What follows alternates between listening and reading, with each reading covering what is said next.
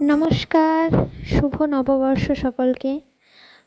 আজকে নববর্ষের দিনটা আমরা শুরু করলাম বাবা কনকেশ্বর মন্দিরে পুজো দিয়ে। এই মন্দির উড়িষ্যার বহু বছরের পুরনো মন্দির এবং খুবই জাগ্রত একটি মন্দির। তো এখানে আমরা গিয়েছিলাম উড়িষ্যার যাজপুর ডিস্ট্রিক্টের পানিকোলি থেকে। তো বরচনা গ্রামের মধ্যে কিন্তু এই মন্দিরটি অবস্থিত।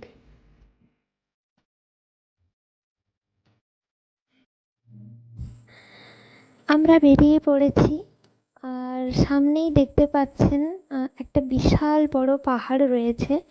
তো এই পাহাড়ের কোলেই এই মন্দিরটি রয়েছে।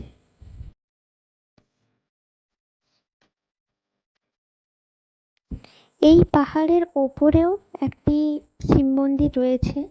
তো সেখানে অলরেডি আমরা গিয়েছি, আবার যাওয়ার ইচ্ছে আছে, গেলে আপনাদের সাথে নিশ্চয়ই শেয়ার করব।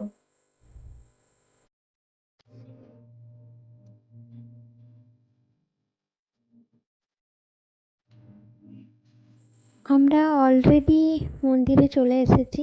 এটি হলো মন্দিরের মেন গেট। তো পূজারী মহাশয়ের সাথে অনেকক্ষণ কথা হলো। তো উনি জানালেন যে এই মন্দিরে বাবা কনকেশ্বর ছাড়াও আরও অনেকগুলি মন্দির রয়েছে।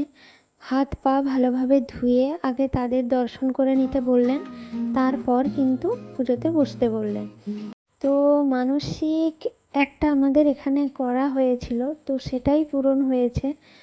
সেই জন্যেই আমরা এসেছি বাবার মানসিক পরিশোধ করার জন্য। তো চলুন মন্দিরের ভিতরটা দেখা যাক। এটি হলো গণেশজির মন্দির।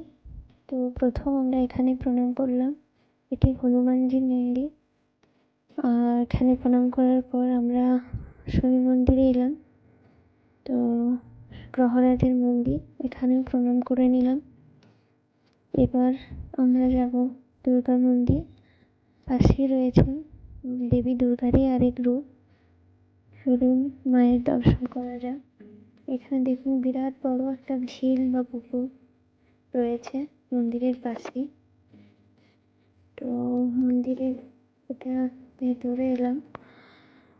সামনেই রয়েছে নন্দী মহারাজ, আর এই বাম পাশে রয়েছে অনেকগুলো দেবদেবী।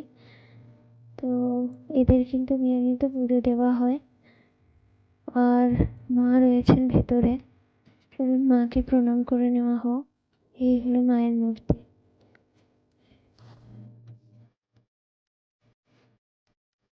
এখানে পারিপার্শ্বিক পরিবেশটা আপনাদের একটু দেখিয়ে দিলাম। তো পরিবেশটা কিন্তু ভীষণই সুন্দর এবং খুবই শান্ত। আরও কয়েকটা মন্দির পাশেই রয়েছে, তো চলুন সেখানে প্রণামগুলো করে নিই।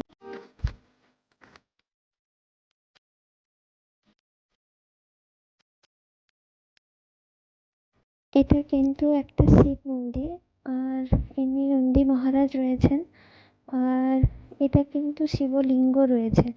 আর সামনেই দেখছেন একটা গ্লাসে করে জল দেওয়া রয়েছে। তো পূজারী মশাই বললেন এটা কিন্তু প্রত্যেকটা মন্দিরেই ভগবানের সামনে দেওয়া হয় একটা গ্লাসে করে জল, এটাই এখানে নিয়ম। তো এটা দেখছেন জগন্নাথ দেবের মন্দির।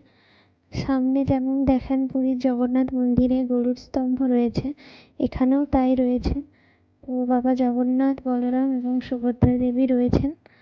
আর এটা হলো মা লক্ষ্মীর মন্দির। তো আমার মেয়ে এখানে দেখুন মন্দিরে প্রণাম করছে। তো চলুন এবার পুজোতে বসা যাক।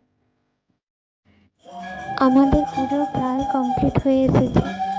আর এটি হলো বাবা কনকেশ্বর, যার কোনো কিন্তু শিবলিঙ্গ নেই, উনি পাতালের মধ্যে রয়েছে।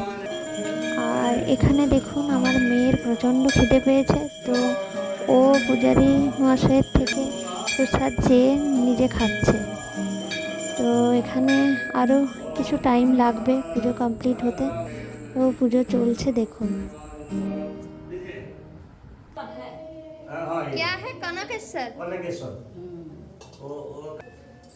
এটি কিন্তু মন্দিরের ঢোকার আগেই একটি রুম রয়েছে সমস্ত পূজার ব্যবস্থা করার জন্য এবং বসার জন্য। তো পুজো চলছে, এখনও কমপ্লিট হয়নি। তো আমরা সবাই বসে আছি এখানে। আমাদের যেটা সংকল্প বা সমস্ত কিছু আমাদের যেটা কাজ তা কিন্তু হয়ে গিয়েছে। এখানে আমাদের সাথে ওর অফিসের স্টাফ এসেছিল আরেকজন, তো সেও পুজো দিচ্ছে, তার সংকল্প চলছে।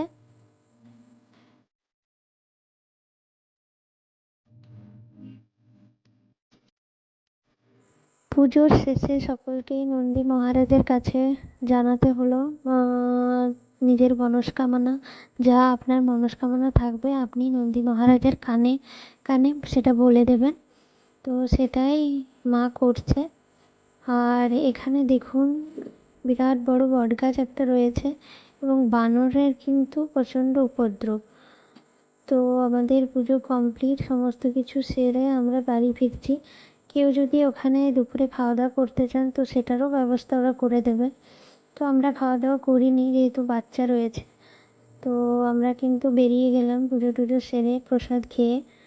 গাড়িতে এবার যাচ্ছি, কারণ আমার ছোট বাচ্চাটার ওর গরমে প্রচণ্ড অস্বস্তি হচ্ছে। রোদ এখন প্রচণ্ড, গরমও প্রচণ্ড রয়েছে, ও ভীষণ কাঁদছিল। তো বড়টা তো মোটামুটি ঠিকই রয়েছে, ওর অসুবিধা হয়নি। তো চলুন এবার বাড়ি ফেরা যাক।